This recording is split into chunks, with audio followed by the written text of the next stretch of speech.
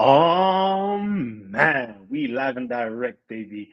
Without wasting too much time, I want to go into this show today. As you guys already know, I love doing, interacting with my, the people on YouTube world. My critiques, my critics. I love it, absolutely love it. You help guys help me to get stronger, to get better, and all that good stuff. So, what I want to do right now is, hail up an individual by the name of DIE Cotop, I think. Let me just double check. Die Cop 6204. He's been very, very, very vocal inside of the comment section on Pfander films. And I said to him that I would actually do a video on the things that he's brought up and addressing those things. So I thought, well, I got a little time right now before I have to do something. So let me actually do this. And of course, the camera's not on, so you're not seeing something that's wrong. I know usually we have the camera on, but we don't have it on today. So I just want to go into this really quickly. And again, guys, just drop some comments and questions down below, and let's have something fruitful going on. I might actually go in a little bit later on and jump on and show my face and all that good stuff. So if you've got any thing to talk about, just let me know, and then I can come on and do all that stuff. So, anyways, let me just do this quickly. If I go over here to this, there we go. So over here, he starts off and says, Kalam's reconstruction fails on multiple levels. Family, if you want to get my attention, this is what you need to do. Like, call me out. And he says here, the year of the elephant cannot be reassigned to Kaleb. And do I agree with him on that? Do I agree? Do I agree? Well, first of all, I always say, all this stuff is very much so legendary. And shout out to Gabriel Saeed Reynolds and on his channel, someone called Hassan, because it seems as though like they watched some of my presentations and they've done the whole dichotomy of legendary and historical. Is the Ethiopian king, the accounts of the Hijra, legendary or historical? And it's great that finally, academics are coming out to shut down the legendary information that's out there. And I see everybody's big mad right now, but it's like, yeah, finally, stuff that I've been saying is now becoming mainstream. Anyways, okay, so here, the year of the elephant cannot be reassigned to Kaleb. No Byzantine or South Arabian sources links Kaleb to an elephant expedition. Okay, so we're just going to go through this. The year of the elephant cannot be reassigned to Kaleb. And I would say, I'm not trying to reassign it. I'm literally doing an investigation that clearly shows that, yes, it can be, how can I put it? Let me just share my screen. Because I did this on the present. I had this on the presentation actually. Let's see, slides, share screen. We're gonna go over here. There we go. So, and I know you've caught up to this. So, already we know that yes, there was a historical elephant in relationship to Ethiopians and them conquering Arabia, and which was, spread far and wide throughout the Roman Empire, etc. Like this whole story, it's caught on like wildfire, to be honest with you, and it was quite an amazing story to be told. Truth be told, so over here we've got it in John of Molasses, and he basically shows you that after Kaleb, the Ethiopian king, had conquered Himyar and took control of that empire, so had control of the whole of the Arabian Peninsula. He literally, back home in his land, he was on top of 4 elephants riding them. I don't know if you can see it down here. He stood on top of 4 elephants which had a yoke and 4 discs are upon them, etc., etc., etc. Okay, so if any story if any story that is to be validated by a history, it would be this story of a year of an elephant. Okay, the year that the conquering emperor conquered Arabia, celebrated on top of elephants, that would be the cause for a story of a year of an elephant.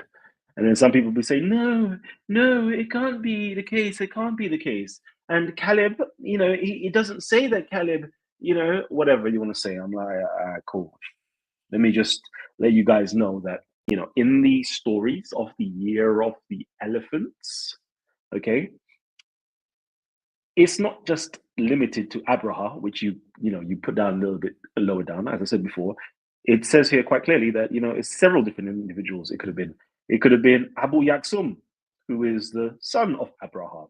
It could be Abraha himself that did an expedition, or it could be who? The Najashi. And it says here, it was the Najashi who headed the expedition, who talked with Abdul Muttalib and returned him the seized herd. Okay, so yet again, for those of you who want to say, no, it can't be, like quite clearly, you have a choice of 3 different individuals that headed an expedition that it could be related to.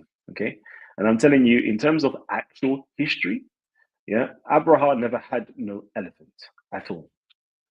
Historians all say that is ahistorical. It is completely the logistics of transporting an African elephant over across the Red Sea onto Arabia land, and constantly giving them water to survive the heat, and the climate, everything like that. It just doesn't make any sense. Okay, doesn't make any sense. What people have to start doing is separating. How can I put it?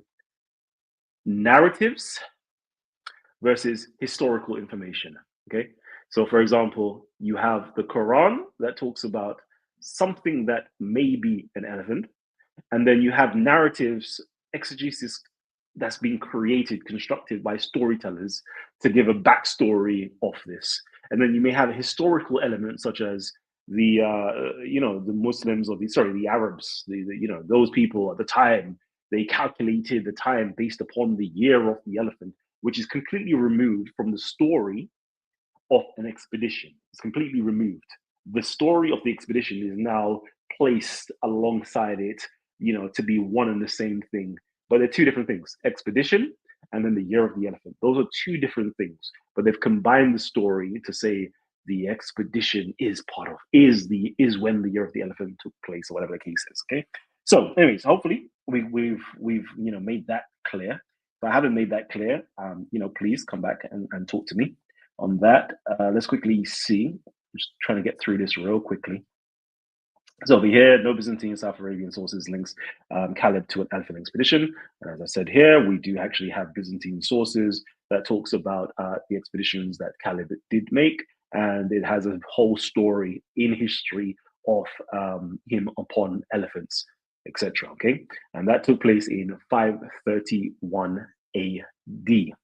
Okay, while all Arabic and Islamic traditions consistently associated with Abraham, we've shown that no, it doesn't consistently associate it. Arab and Islamic traditions don't consistently associate it with Abraha. No, it doesn't, because we saw that it could be Abu Yaksum, it could be Abraha al-Ashram, it could be the Najashi. Okay, these are 3 different individuals that could have be part of the expedition who did the expedition. Okay, so no, it doesn't do that. So, and I always have to say, like, which one is it? Who was it? Who headed the expedition? And we all know that, again, when you're looking at Arabic stuff, it needs to be verified. You just don't take it at face value.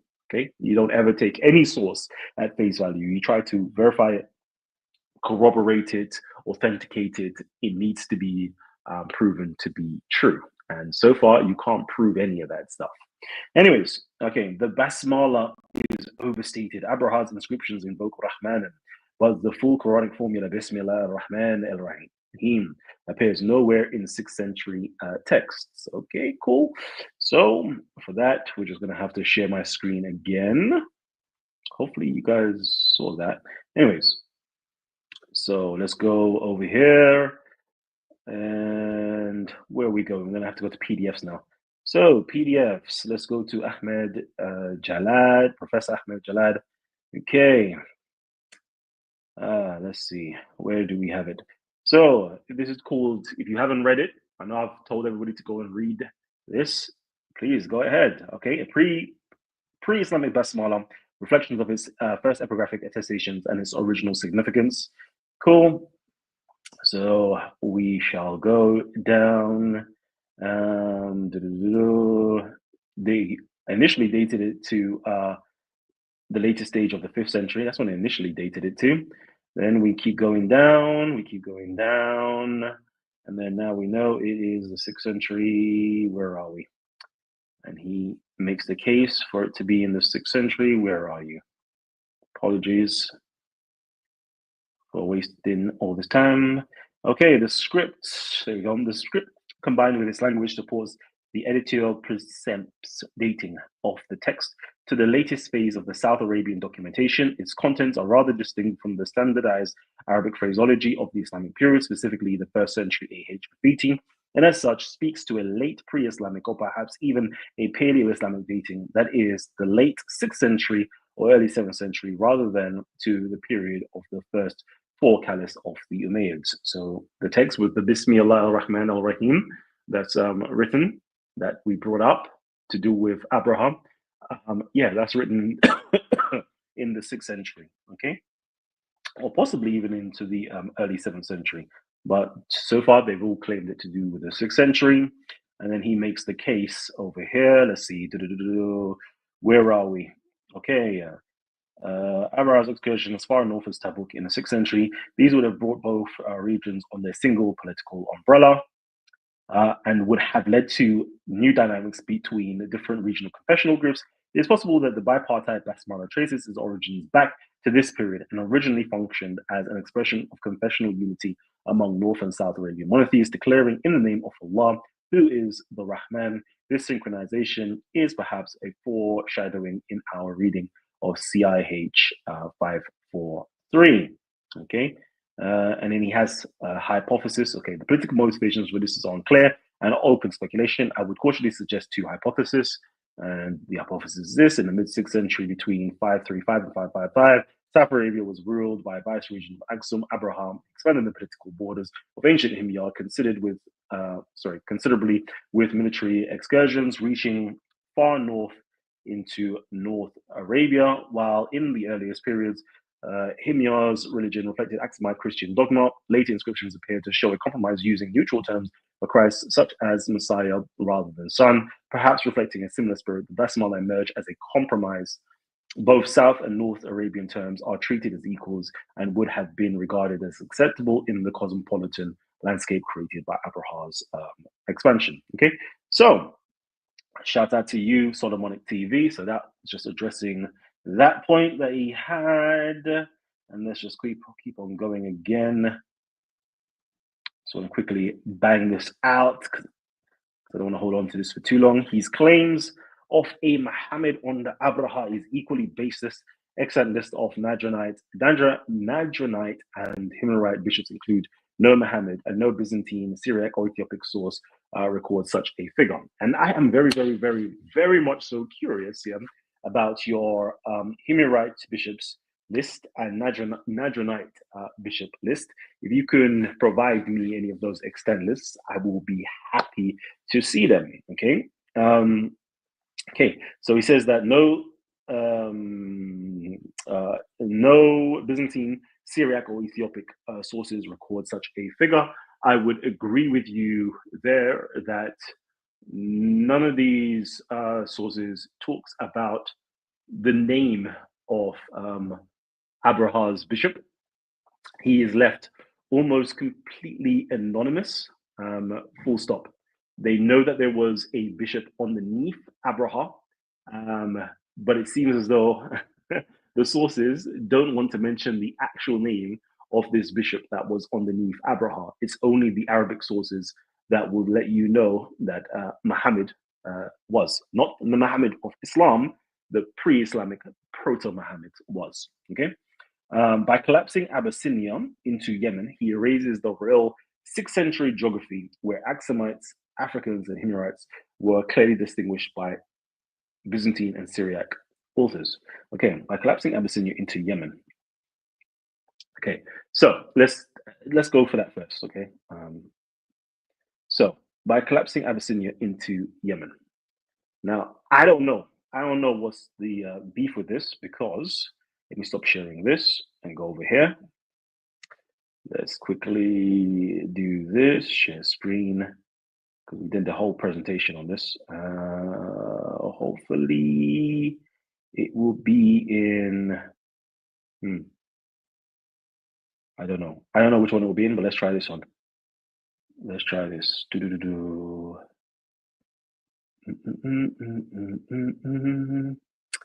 Bear with me. Yeah. Okay, cool. So over here, I'm always curious. It's like, I don't get it because it's like I provide the sources. And I'm always like, cool, if you want to fight me with a source that counteracts my source. Okay. But people don't do that. So I provided a map. Okay. I provided a map to show you where Abyssinia was in ancient times. Okay. And this map is simply following what is recorded in the Encyclopedia of Ethiopica. Okay. Which is down here, volume 2, page 948 to 949. Okay.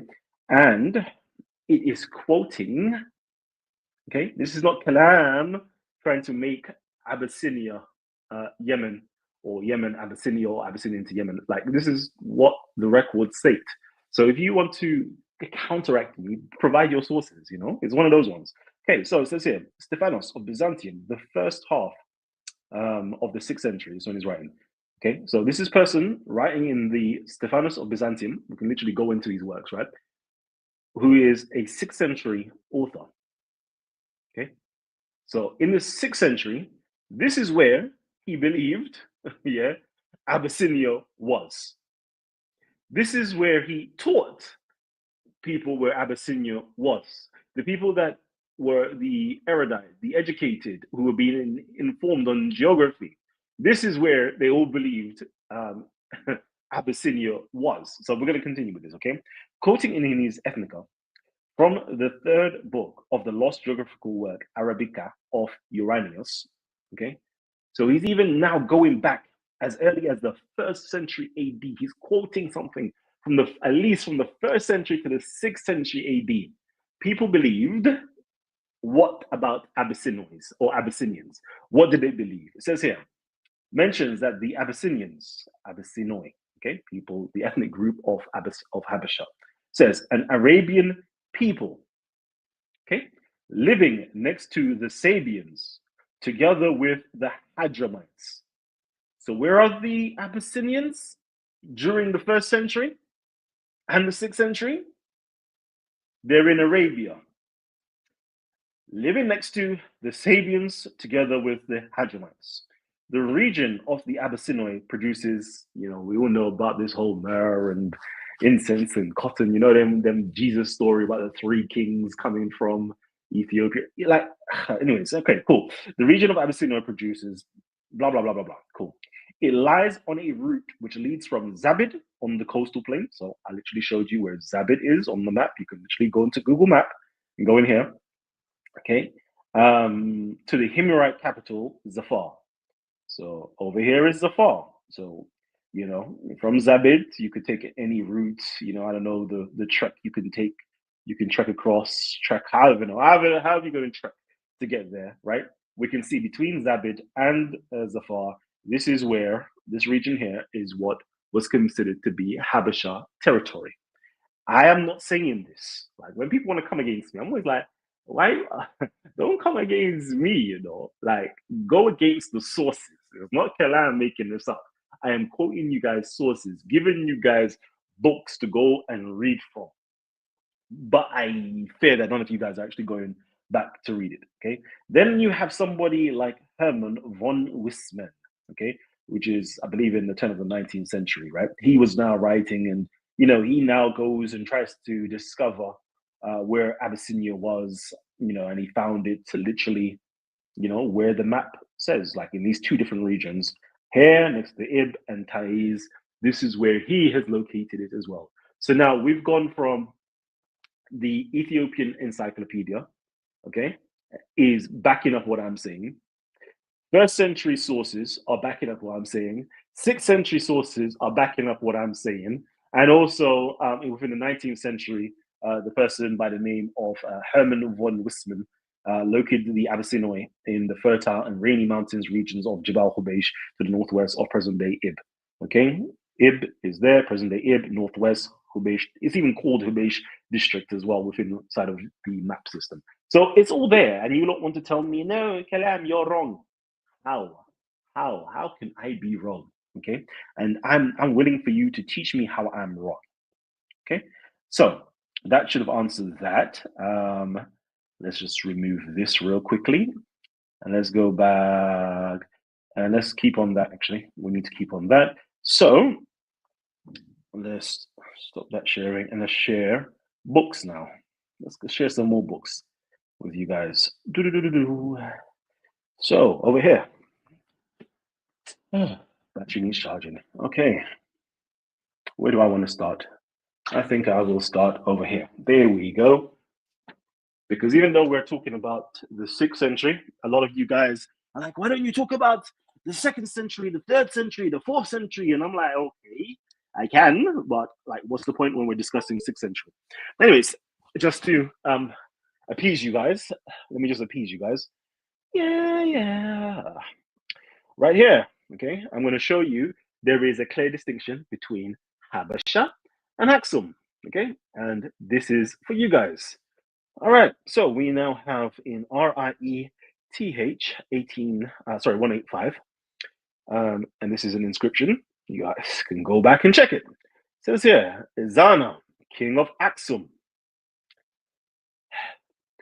and of Himyar, and Redan, and the Ethiopians, and Sabah, and so forth, right?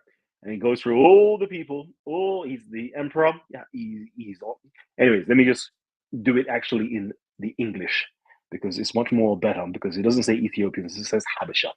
So you can see here that Ezana, yeah, right here is the Malik, meaning the king of Aksum, and Wa means and, Zul Himar, okay, and Himyar, and Redan, which technically is Himyar yet again, but still, for another region, and Habashat, okay, right there, Habashat, which they've translated as Ethiopians, okay, and it says here, and Sabah, and Saleh, etc., etc., etc. So until you get onto Kush and the Beja and all them different peoples there. So we can see that the Aksum and Habasha are two separate places, full stop.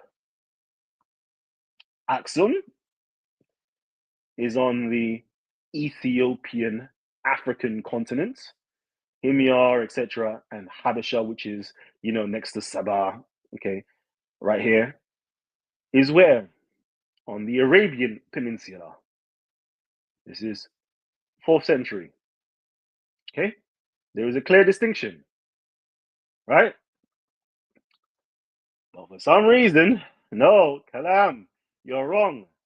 Habasha and Aksum is the same thing. It's interchangeable. No, it's not. When you even get deeper into it, you see that there is a difference between Habashat and Habashi, which is talking about the people, the ethnic group that the king, the emperor, was the king over, versus the Habashat, which is his territory. It gets all political, but I'm not even going to go into the depth of it. Let's just keep it simple, not to lose anybody. Okay, so we can see that they're two separate places. Okay, now let me go over here. Cool. So we're now going to the 6th century underneath Abraha. Just to show you yet again, it's two separate peoples, okay, and places. Sabbaic reference, CIH 541. Only once in his famous inscription from the Dam of Marib, CIH 541, does Sabbaic documentation from Abraha's reign allude to Aksum, and then only indirectly in connection with the reception of a diplomatic delegation from the Nagashi, i.e. the Aksumite king. When the Ethiopian followers of Abraha are mentioned elsewhere in the same inscription, they are referred to as Ethiopians or Habasha or Habish, rather than as Aksumites. Thus, in one passage, Abraha's armed forces are said to have been comprised of both Ethiopians, Habasha, and Himyarites by the thousands, Habashat, wa Himyar, okay, the Alf. Ethiopians and Himyarites are paired in another passage recording their participation in the work of the Marib Dam. Okay, so the passage in question states that when a plague struck, caused deaths amongst the tribes of Abraha, dismissed them, he's Ethiopians and he's Himyarites.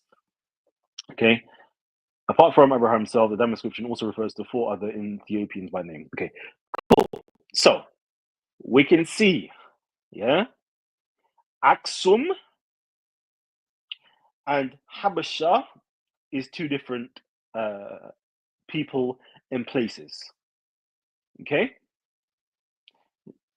this is here when the Ethiopian followers of Abraha are mentioned elsewhere in the inscription, they are referred to as Ethiopians, Habasha, rather than Aksumites.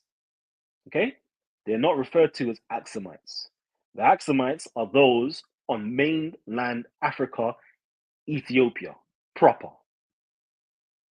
I know time has passed, okay, and Habasha people, Abyssinian people live in the northern Ethiopia and so forth, and now you're conflating and you're doing anachronism, and even that's why I even like using the word Ethiopia. Like you're now doing anachronisms to be like, yeah, these people are there. Therefore, Habasha and Axum is one and the same thing. It's like, no, like you need to know history. Don't do anachronisms. It's like saying, Ghana today. We know where Ghana today is, but the historical Ghana was Mali, was literally the Mali Empire, nowhere near modern day Ghana today, right? But because Ghana is called Ghana today, people reading historical stuff see the word Ghana and associate with modern day Ghana when really and truly it's the whole of the Mali Empire. Like, don't get fooled. Even the term Ethiopia, yeah, wasn't originally for Ethiopians who are who are modern day Ethiopians. It was actually to do with the Nubians with inside of Sudan and Upper Egypt. They were the ones who were originally called Ethiopians, but then the Ethiopian kingdom empire took over that term because politics, whatever the case is, and now they're being referred to as Ethiopians. Like, you guys gonna have to learn history and read history properly. Kalam doesn't make things up; he sources up. And anybody else that wants to go against me, I'm going to say to you, please source up, or as Son says, shut up. Source up or shut up. Loving it.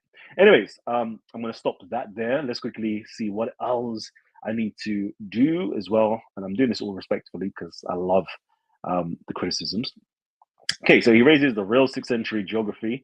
Nope, I reveal the real 6th century geography, as I just showed you them, where Aksumite Africans and Himyarites Arabs were clearly distinguished by Byzantine and Syriac authors. Aksumite Africans, yeah, as Aksumite Africans and Habasha Africans, or Habasha who live on Arab soils, are distinguished alongside Himyarites. So there's 3 groups. There's not just Aksumites. There's Aksumites, Habashites, and Himyarites. Okay, that is what you need to know. And unfortunately, I don't know if it's racism, right? Because after a while, all black people are one and the same, and that's within inside of Arabic text. Habasha is now everybody in Africa is now Habashi, or Sudani. They're all blacks. It don't make no difference after a while. No, let's not do that.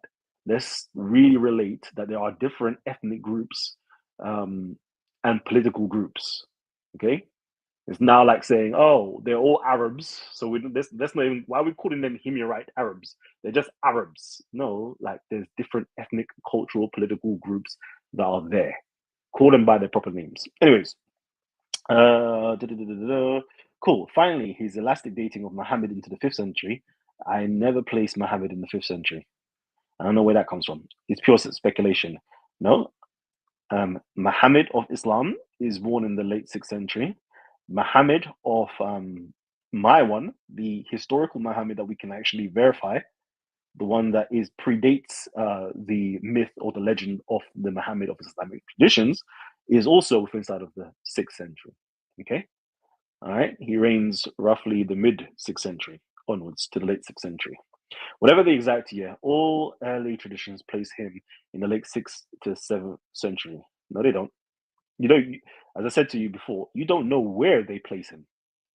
You literally, all early traditions place him in the late 6th century to early 7th century. No, you don't. No, they don't. And I'll show you. And I've done this before in the presentation. No, they don't. And let me show you why. No, they don't. Where are we to share screen?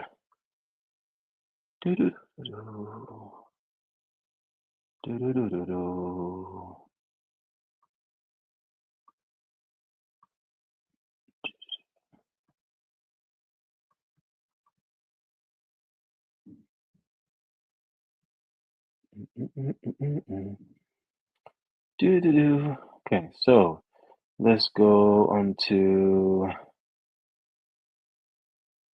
where are you?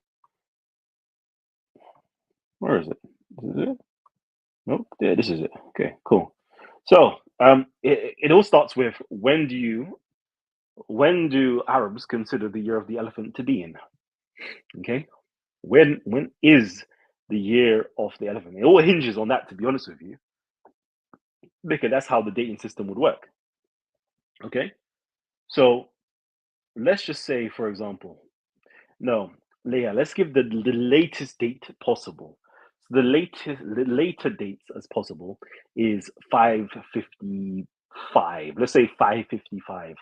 Okay, although we have records of Abraha, let's Abraha, inscriptions is 548 of him conquering, Arabia, etc., and quelling rebellions, etc. And he had a few more, little rebellions that popped up, in 550 something and 550 whatever. So if we just be humble with it and say 550, let's just say 550. You're pushing Muhammad, if he was born in the year of the elephant, and it was to do with Abraha's expedition, you're pushing it back to 550. If it is the year of the elephant, the only person that actually says Muhammad was born in the year of the elephant, or where that tradition arises from, is through Ibn Ishaq. Okay, but then you have people like Muqatil and Zori that give you different dates. That said he was born, 50 to 70 years after the year of the elephant. So if that's the case, okay, 550, then Muhammad was supposedly born when? 600, 620 AD, which doesn't make any sense. Or it does make sense. Which one is it? I don't know. But then you have other people, talking about, no, he was born 15 to 30 years. So before the year of the elephant. So let's just say 550, we kept with that round date just to be nice. He was now born in the year 520 AD. So it's either he was born in the early 6th century or he was born in the late 7th century. Sorry, he was either born in the early, sorry, my bad. He was either born in the early 6th century or he was born in the early 7th century. Which one is it? Like, we don't know. Because as scholars have said, the chronology, we all accept and know that we cannot simply rely or trust on the chronology that's been given within the Sirah. Okay? We cannot simply rely on the chronology of any of the Sirah authorities because they all know it's messed up. It's based upon guesswork and just trying to put things together and piece things together. Like, there is no solid chronology. Okay, so hopefully that answers, your questions. Let me just double check to see if there was another thing that I have missed. Let's see. Yeah, cool. The thesis relies on false identifications, selective readings, and anachronisms, not solid evidence. Now, I think we've shown that your understanding and the majority of the understanding, I'm even talking about scholars as well, it's anachronisms. Even like as I saw, what's his name? Gabriel Said Reynolds, and he, again, equating Aksum with Habesha. Like, why? Why are people doing that? It doesn't make any sense, right? It doesn't make any sense, but it does. But it does because people don't know how to read history. That's why it makes sense, but it shouldn't make any sense. Actually, let me do this as well. Let me do one more thing. Let's share screen again. Let's see. This time, window. Hmm. Yeah, love this. Life and works of Saint Gregentius. Okay. This is. Yeah, I won't even give you a lot that, but yeah, cool. Let's just show you again. Look, this is supposed to be a 6th century work that has been.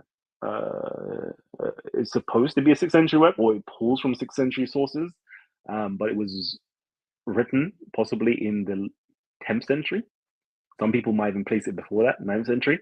Cool, and it shows you, that Abraha's bishop is placed where in a city called the Qusri al-Habasha, the sea of the Abyssinians. Okay, so this is Abraha.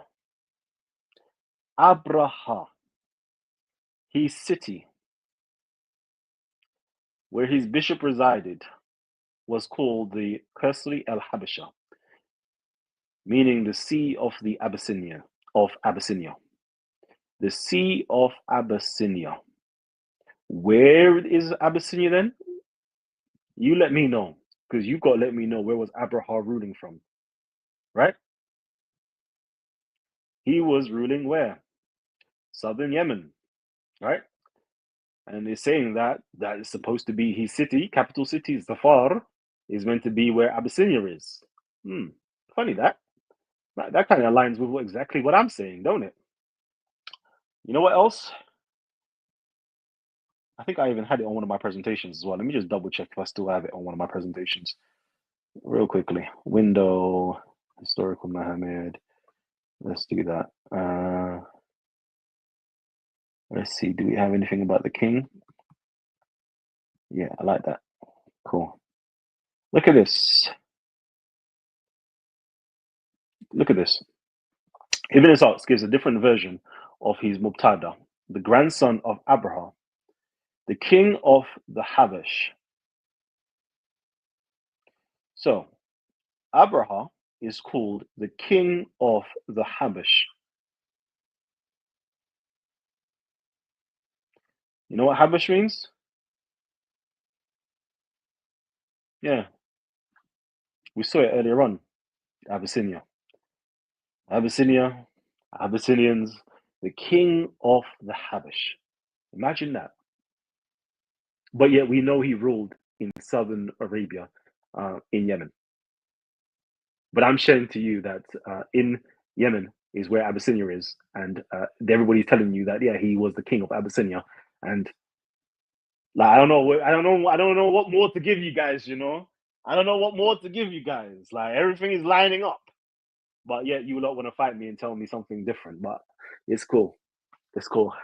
And do you know what else I hear? Oh, Kalam, Kalam. What was it? Yeah. Why is but explain to me why is he a negus or negashi or whatever the case is? He can't be a negus. I'm like, why can't he be a negus? Do you understand what the word negus means? It's a Ge'ez word. It's an Ethiopic word that means king. It doesn't mean that he is the emperor of Aksum. There's the big difference. There's a negus negast. Okay, actually, no. Let me quickly do that. I think I might even have it somewhere.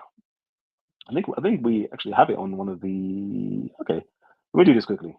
I'm wasting time because I should be gone by now. Um, over here, over here. So with this one, cool. You have Exana, the Negas of Aksum. He carries on, but he also lets you know he's the Negus Negast. Okay, which means he's the King of Kings. Okay, let's read it in English actually.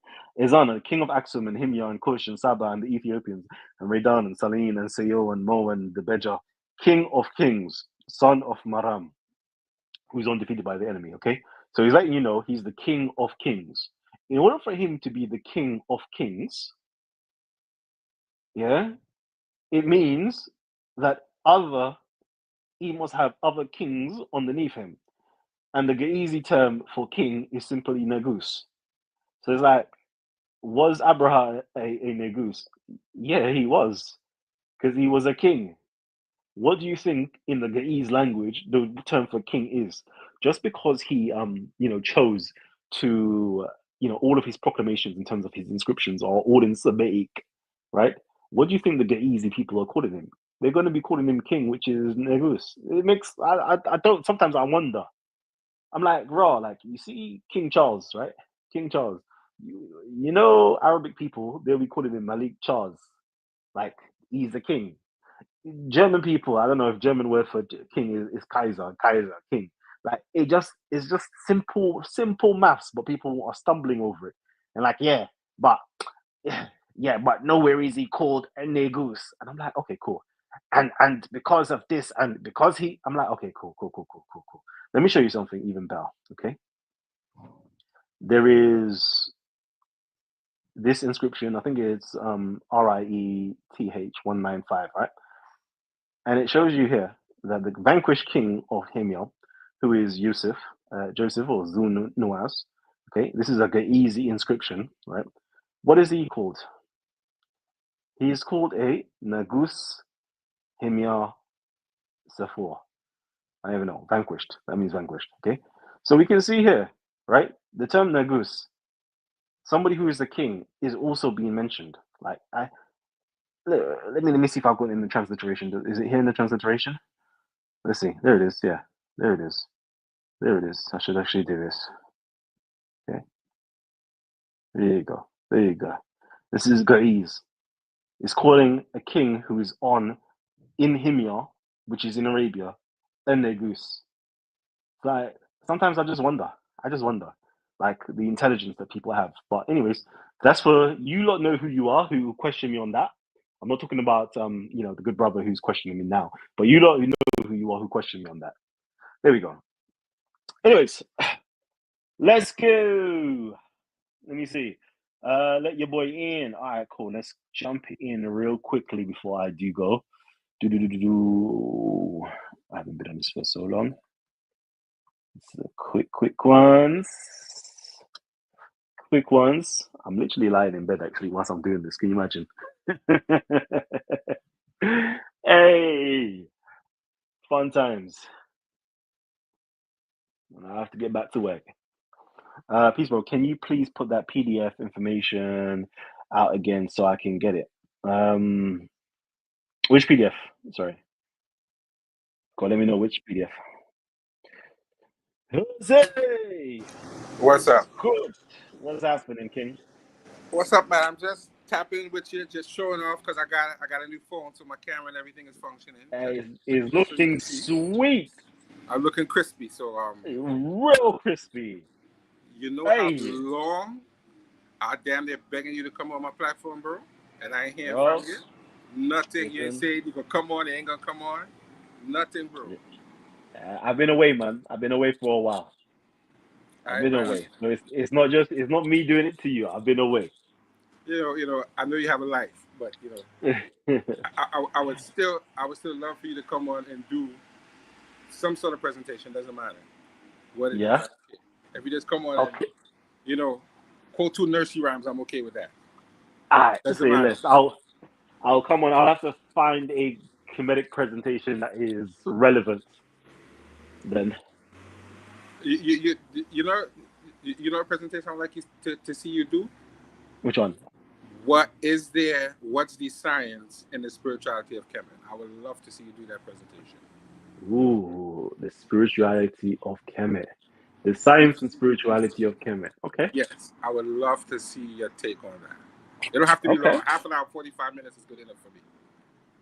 Okay, I think because you're not long-winded. So you could. I would love to see your take on that because I heard you talk about philosophy, but I never heard you talk specifically about the science associated with it, or the medicine, or all of these different things. How you see it, and then your personal take on how we should see some of these things in 2025.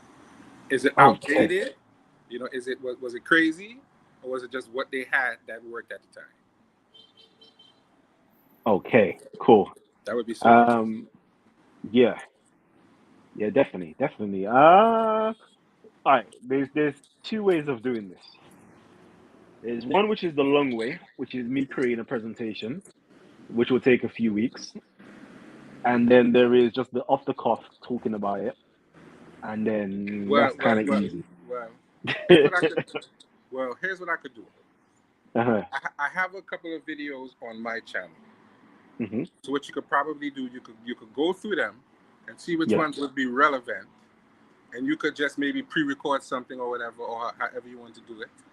Mm-hmm. And then you could come on with me, and then we'll just play whatever you pre-recorded. You could just share it, and we could just play that, because it will definitely, shorten up the prep time.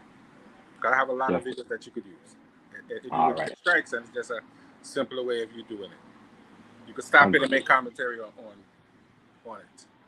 I have like 18 videos. You must find something.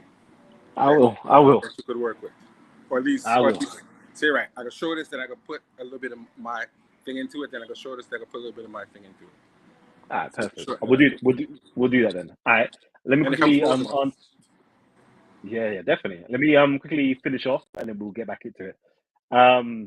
Okay. I fish in a tie. Shout out to you for the super chat.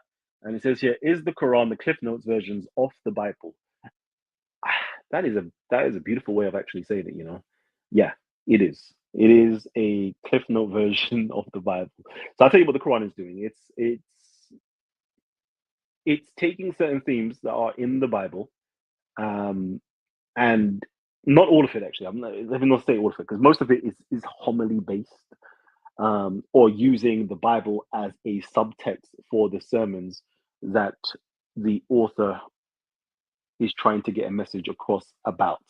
So it's definitely a person who actually has read the Bible, who believes in the Bible, and is talking about certain points in the Bible towards his community and trying to persuade them into, better actions, or trying to chastise them for doing certain things that are wrong, trying to bring about prohibitions or bring about things that are permissible, etc., etc., etc. But it's definitely using the Bible for most of the chapters in the Quran as a subtext. Gabriel Said Reynolds, yet again, one of my best scholars, actually has written a book on this, which is called something like Quran, the subtext of the Bible.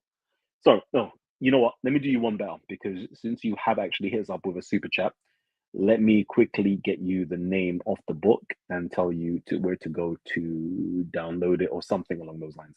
So, subtext.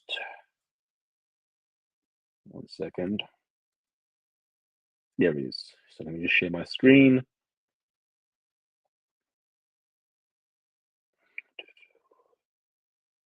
So right here, okay.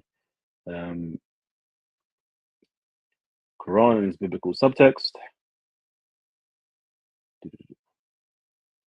Why is it not moving?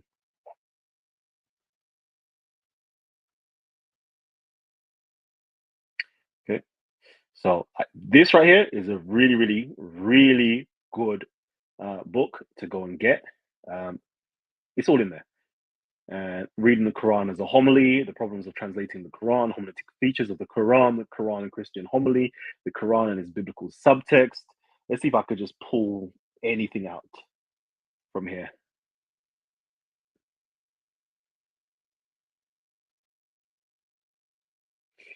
If the first reading is correct, the Quran would here be making a religious point about the crucifixion of Jesus, not proposing an alternative narrative about the crucifixion. Listen, I just pulled that out, yeah? I understand what's going on behind that, but yeah, this is some good stuff. Like, I'm telling you, please, if you can, like, pick up this book, purchase it, download it. I don't know, just do it. Okay. Quran contains so many parallels with the Hebrew Bible and New Testament that it could not possibly exist without its scriptural predecessor as subtext. The Quran's relationship is to its subtext, I would add, is like the relationship of homily and scripture. The clearest indication that the Quran is a sort of homily is its frequent recourse to allusions. Rather than retell a story, the Quran often employs a single word or simple phrase that should bring the entire story to the mind of a biblically minded audience. The case of Sarah's laughter is particularly illustrative of this quality. The Quran explains neither the reason for nor the meaning behind her laughter. It only alludes to it with a passing phrase. In other words, the Quran is not so much informing the audience that Sarah laughed as it is bringing to mind the audience knowledge of her laughter. Thence, the Quran turns immediately to the religious dimensions of this account. They said, "Do you wonder at the decree of God?" Okay, so what you just said, you know, in a much more articulate way, yes, the Quran. No, yes, the Quran is a. Don't get me into trouble. Let me keep quiet. Let me keep quiet. Just say, go and buy this book, yeah, because it is really, really good. And download if you can. Okay, there you go. That's what I'm gonna say. Hey, okay. I've been arguing the story. Okay, I've been arguing the story of PM is false, but I be doing so with scattered information. I need that scholarly attack. Jeez. Okay, cool. That's the thing, I don't think I have. I know what you want. Okay, so you asked me for the PDF information pertaining to Muhammad, Abraha, and the cost.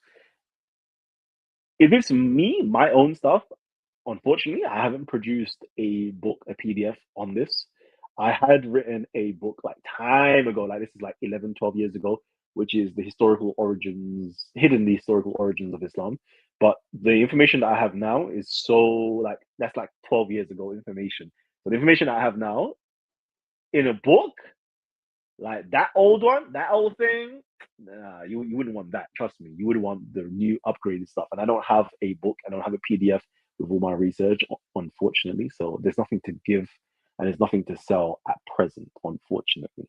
Now, if I had a team of individuals, yeah, 100%, I would definitely create a book on this information because I don't see anything else out there. I don't see anything else out there, man. I really don't. Everything else is literally outdated information or traditional information versus, real scholastic information that we're getting from academia itself. I left the chat just so you know. Yeah, that's cool. I saw. I think the Quran is the same length as Matthew, Luke, and Acts. 77,000 words. Okay, I found it. I will get it. Yeah. Do you know what? I saw who did this? Somebody did this as well, They made mention of this that I believe it's a Syriac work. I think there's something special about 114 chapters, and it's something to do with the logos. I can't remember what I was watching or reading to show that the editors or the compilers of the Quran, they chose the number 114 surahs for a particular reason, and it's to do with the logos with inside of Christianity.